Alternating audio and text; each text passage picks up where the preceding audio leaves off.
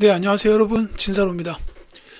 고등수학과 이공계 대학수학의 연결고리 BHU 수학, 자, B파트의 두 번째 시간입니다.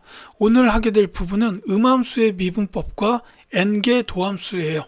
자, 먼저 음함수의 미분법 얘기할 건데, 자, 음함수가 뭔지부터 말씀을 드릴게요. 이제 보통 우리가 함수라고 하면은 y는 fx, 이렇게 이제 x랑 y 사이의 대응 관계를 우리가 함수라고 부르죠. 그래서 이게 어떤 변환에 의해서 x 값을 변화시키면 그게 y 값이 된다라는 이런 관계가 있을 때 이걸 우리가 함수라고 부르는데, 이거를 이제 이 음함수랑 구분하기 위해서 통상 양함수라고 해요. 자, 그러면 음함수는 뭐냐? 이 음함수는 보통은 fxy는 0, 그러니까 x랑 y 사이의 관계는 맞는데, 다만 이게 y는 fx 형태로 표현이 될 수도 있고 안 될 수도 있고 이렇게 되는 거를 보통 음함수라고 부릅니다. 그러니까는 요게 이를테면 이런 거예요. 그 x제곱 더하기 y제곱은 1,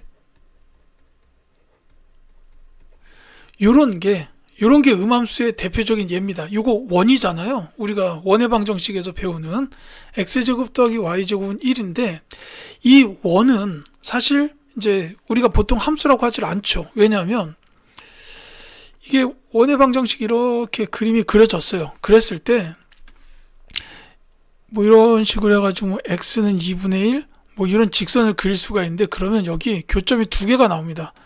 뭐 반지름이 1이고 중심이 원점인 원의 경우에는 여기가 이제 2분의 1, 2분의 루트 3, 그 다음에 여기가 2분의 1, 마이너스 2분의 루트 3, 뭐 이렇게 될 거예요.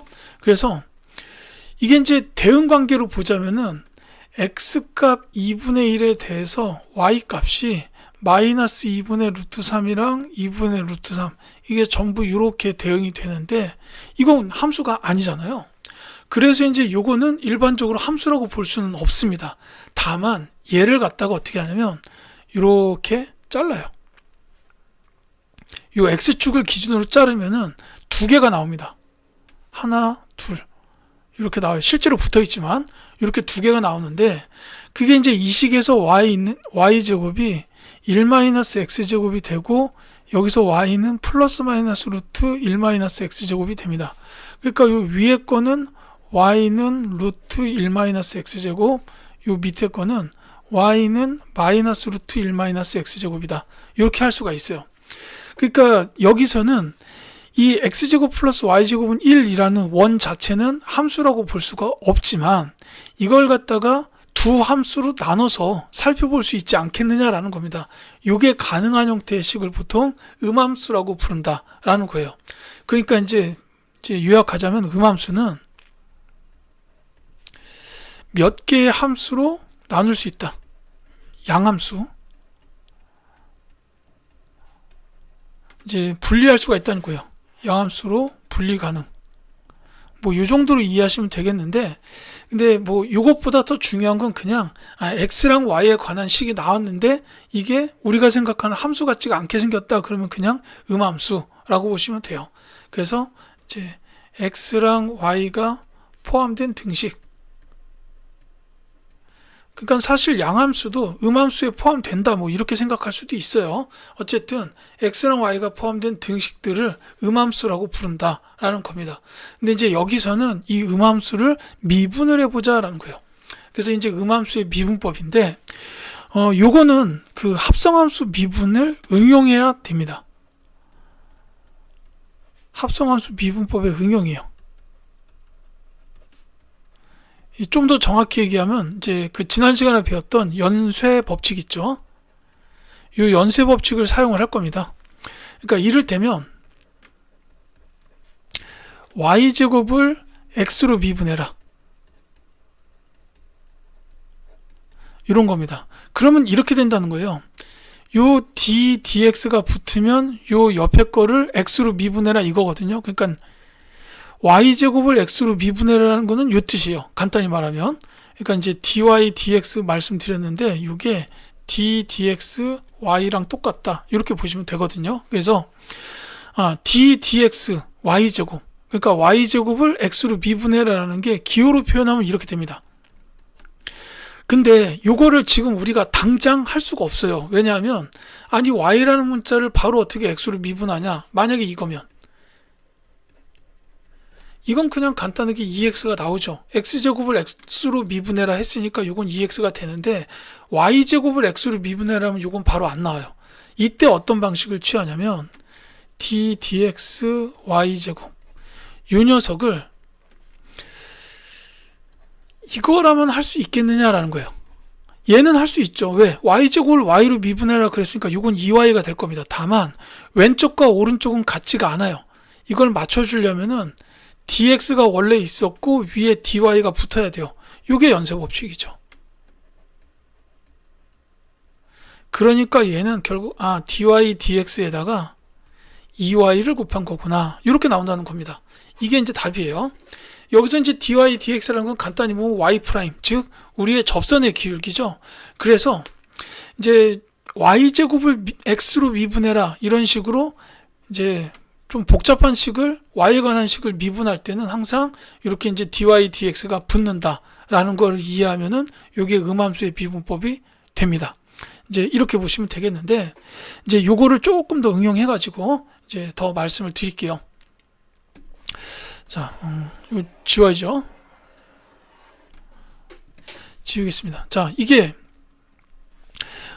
이를테면 예를 들어서 y제곱 마이너스 3y 플러스 2x 플러스 1은요 여기에서 dy dx를 구해라, 이런 이제 문제가 나올 수 있습니다. 이런 것도 이제 우리가 목표하는 거는 결국 미분계수 도함수, 즉 dy dx를 구하는 게 목표예요. 그래서 요거는 양변을 x로 미분을 해야죠.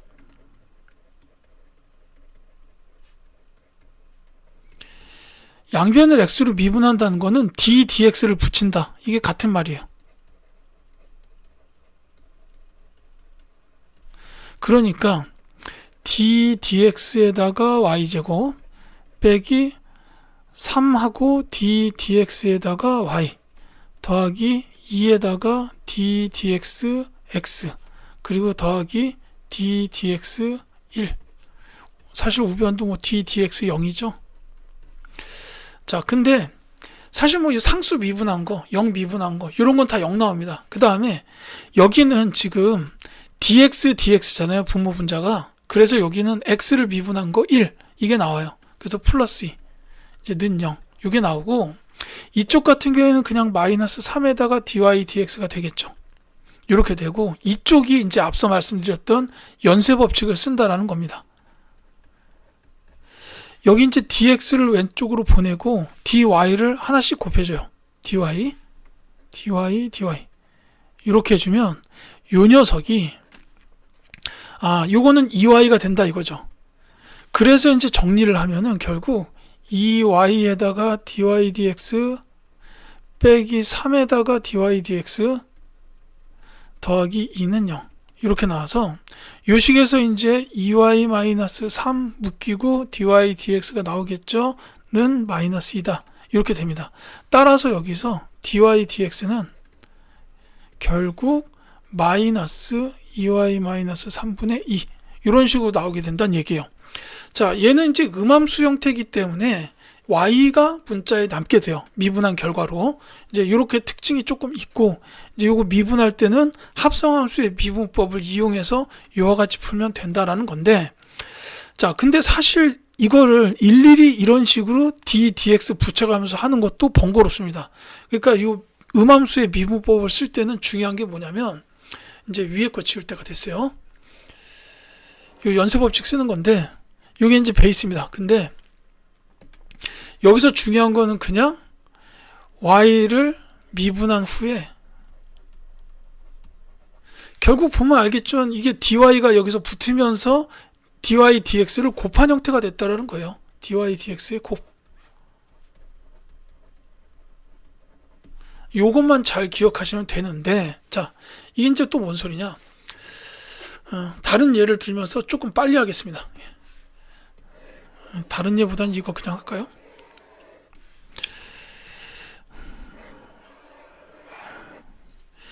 자, 요거를 같은 문제를 갖다가 지금 여기서 말씀드린 대로 할게요. 그 얘기는 결국 뭐냐면 y를 미분한 후에 dy dx를 곱한다는데, 그러니까 요 2y를 갖다가 y 제곱을 갖다가 미분을 그냥 해요. 그럼 2y지. 다만 이거 붙이자. 이렇게 되는 거고, 이것도 3y죠. y를 그냥 y로 미분하면 3이에요. 다만 dy dx 붙이자. 그 다음에 플러스 2는 0 해서 이렇게 나온다 라는 겁니다. 그러니까 이렇게 하면 조금 더 빨라지게 돼요. 지금 요거 이해하셨죠? 그러니까 y를 미분한 자리에다가 dy dx를 곱해 놓는다. 이제 이렇게 보면 됩니다. x 미분한 자리에는 그냥 냅두면 돼요. 왜냐하면 여기서 우리가 하고 있는 거는 x로 미분하는 과정이기 때문에 요게 들어가야 된다는 거고, 요 x식 미분한 거는 그냥 2 이렇게 보면 된다, 이 얘기입니다. 그래서 이제 요걸 하게 되면은 x랑 y 사이에 음함수 관계에 있는 식들은 훨씬 빨리 미분을 할 수 있어요. 자, 요거 이해하셨죠? 그런데 말 나온 김에 한 가지 더, 이제 좀 심화적인 부분을 말씀을 드리겠습니다. 특히나 요거는 자연과학이나 공학에서 많이 활용되는 방법인데,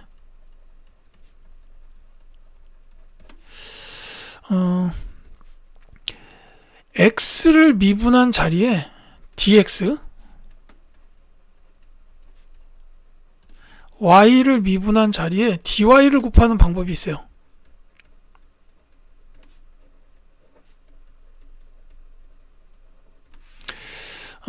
이를테면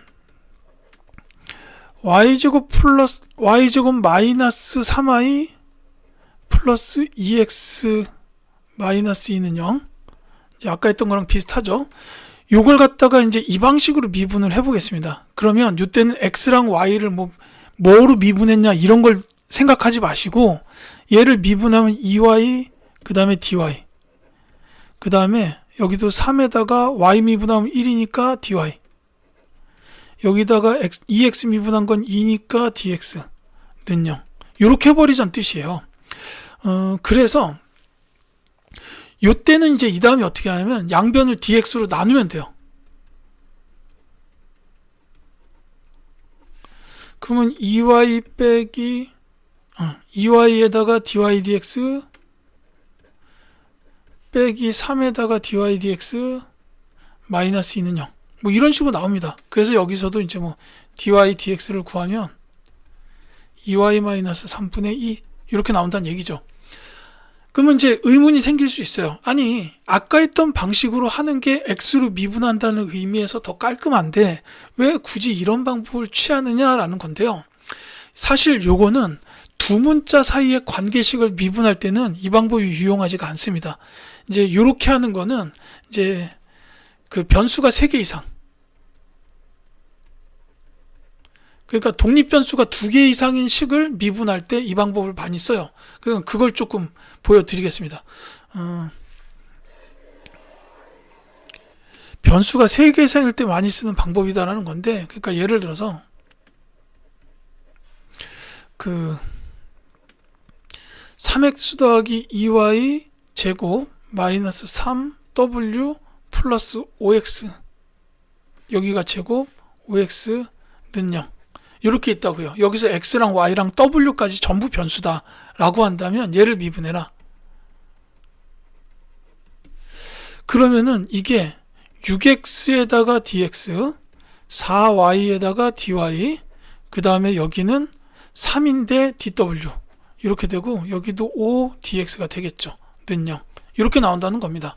그래서 요 식에서 양변에 dx를 나눠주게 되면 6x 더하기 4y dy dx 마이너스 3에다가 dw dx 더하기 5는 0 이렇게 나온다는 얘기예요. 그래서 여기서는 dy dx랑 dw dx 사이에 이런 관계가 나오게 된다는 겁니다. 물론 이게 하나로 정리되는 건 당연히 아니에요. 변수가 3개라서. 근데 이제 이와 같이 풀 수가 있다라는 얘기인데, 이게 특히나 자연과학 파트, 즉 물리나 화학 쪽에서 많이 쓰여요. 이제 앞서서 제가 그 합성함수 미분법 단원에서 이상기체 방정식 PV는 nRT 이런 거 예를 들었는데,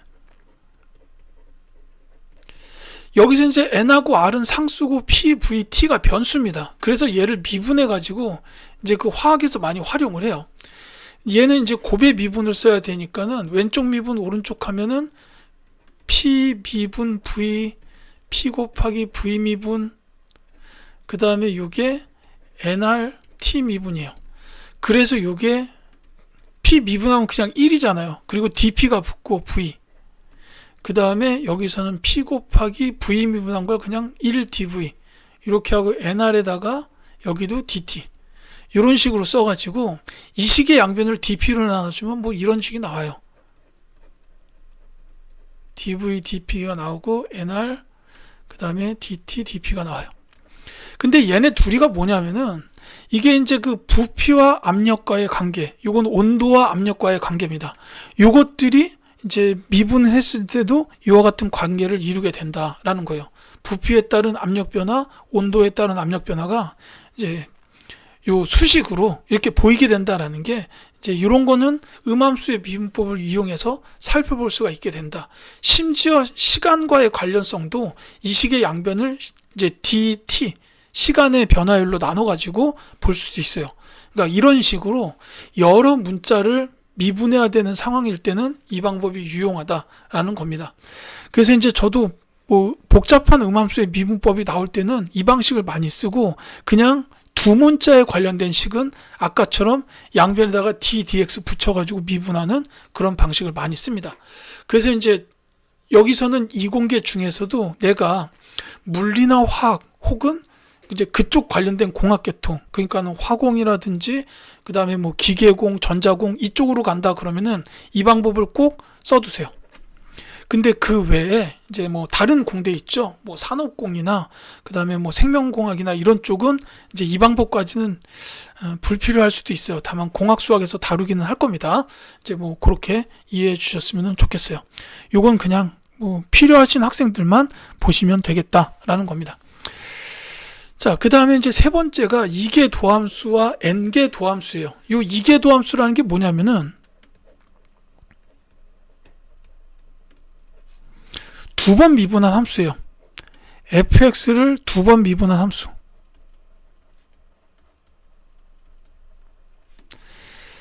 그러니까 y2'으로 쓸 수도 있고 f2'x 이렇게 쓸 수도 있습니다. 이게 프라임이 두 번 붙어요. 두 번 했으니까. 그 다음에 그 또 한 가지 이제 dy dx 표시 방식 있죠. 그걸로 따지자면은 이게 d2y dx2 이렇게 됩니다. 이게 이제 뭐냐면은 dy dx라는 게 이제 한 번 미분한 도함수를 뜻한다 했죠. 얘를 갖다가 한 번 더 해라. 요겁니다. 요걸 갖다가 이제 위에는 d만 두 개가 있으니까 이렇게 쓰고 밑에는 dx가 다 두 개씩 있지만 이걸 편의상 이렇게 쓰자라고 정의를 한 거예요. 정의. 이제 이렇게 보시면 되겠습니다. 요게 이제 이계 도함수에 대한 얘기예요. 그래서 이와 같이 표현하자라고 약속을 한 거고, 그 다음에 n계 도함수라는 거는 아시겠죠? n번 미분한 함수예요. fx를 n번 미분한 함수입니다. 다만 요걸 쓸 때는 어떻게 쓰냐면은 n개를 프라임을 일일이 다다다다다닥 찍기는 좀 뭐하고요. 이렇게 괄호 n 이렇게 씁니다. f n 프라임 x 그 다음에 이제 이와 같은 dy dx 표현 방법으로는 dxn 그 다음에 분자가 dnx 이렇게 된다는 거예요. dnx dxn 이렇게 이제 읽기를 합니다. 이제 이와 같이 나타내게 되는데 여기 n에다가 괄호를 반드시 쳐야 돼요. 이걸 괄호를 안 치면 fnx라고 나오면 이건 n번 합성이에요. 그리고 여기 괄호를 붙여야 이게 n번 미분입니다. 이제 이렇게 구별이 돼요. 그래서 이 n개 도함수라는 건 n번 미분했는데 표현 방식상 이렇게 된다라는 겁니다. 이제 요 이계 도함수랑 n계 도함수는 그냥 여러 번 미분하면 나오는 거기 때문에 이것 자체의 개념은 그렇게 어렵진 않아요. 다만 요거 이제 이해 가셨으면 지울게요. 다만 요 이계 도함수는 기하학적 특징이 있습니다.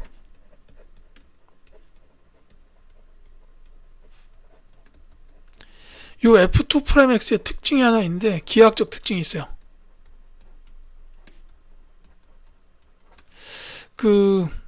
이제 결론을 말씀드리자면 fx의 오목과 볼록을 결정합니다.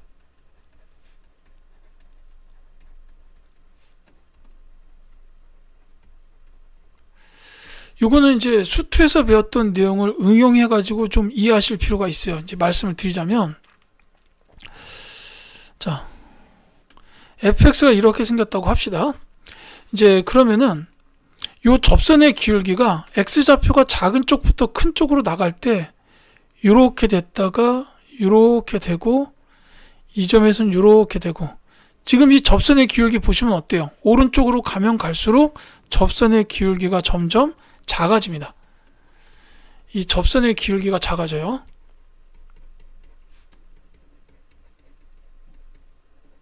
색깔이 좋지 않죠? 여기서 말하는 접선의 기울기라는 건 당연히 f'x를 뜻하고 작아진다기 때문에 감소해요. 자, f'x가 감소한다는 뜻이 뭐냐? 이제 여러분들이 그걸 배웠죠. fx가 감소한다라는 거는 f'x가 0보다 작다를 뜻한다. 미분 가능할 때 이렇게 된다고 했습니다. 그러니까 f'x가 감소한다는 말은 결국 쟤를 한 번 더 미분한 게 0보다 작다라는 뜻이 돼요. 그리고 이 접선의 기울기가 작아진다라는 게요, 하얀색 fx 그래프로 보면 알겠지만 위로 볼록이다라는 뜻이에요. 반대로 아래로 볼록이 돼버리면 이때는 접선의 기울기가 증가합니다. 오른쪽으로 가면 갈수록 접선의 기울기가 커지죠. 그러니까 아래로 볼록의 경우에는 이제 전부 다 말이 반대가 돼요. 접선의 기울기가 커지고 f'x가 증가하고, 그래서 f2'x가 양수가 된다라는 겁니다.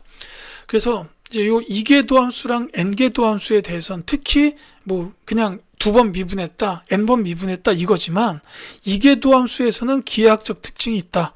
그래서 fx 그래프의 오목과 볼록을 결정하는데, 특히 아래로 볼록에서는 이계도함수가 양수, 위로 볼록일 때는 이계도함수가 음수가 된다. 요 기하학적 특징을 잘 이해해 두시면 되겠고, 참고로 요 위로 볼록과 아래로 볼록이 바뀌는 점을 변곡점이라고 불러요. 아마 요거는 수학 2로 수능 준비하시는 학생들 이제 아마 여러 번 들어봤을 겁니다. 3차 함수가 이렇게 생겼다 그러면 여기에 변곡점이 있어요. 위로 볼록과 아래로 볼록이 바뀌는 지점이다라는 거죠. 여기 변곡점. 이거는 이제 이계도함수의 값이 0이 되는 점이다. 뭐 이런 특징도 갖고 있다라는 거 같이 기억해 두시면 되겠습니다. 자, 제가 이 시간에 준비한 내용은 여기까지입니다. 잘 복습을 해주시고 이제 다음 시간에도 또 좀 어려운 이런 내용으로 아마 찾아뵙게 될 것 같네요. 지금까지 강의를 들어주셔서 진심으로 감사드립니다.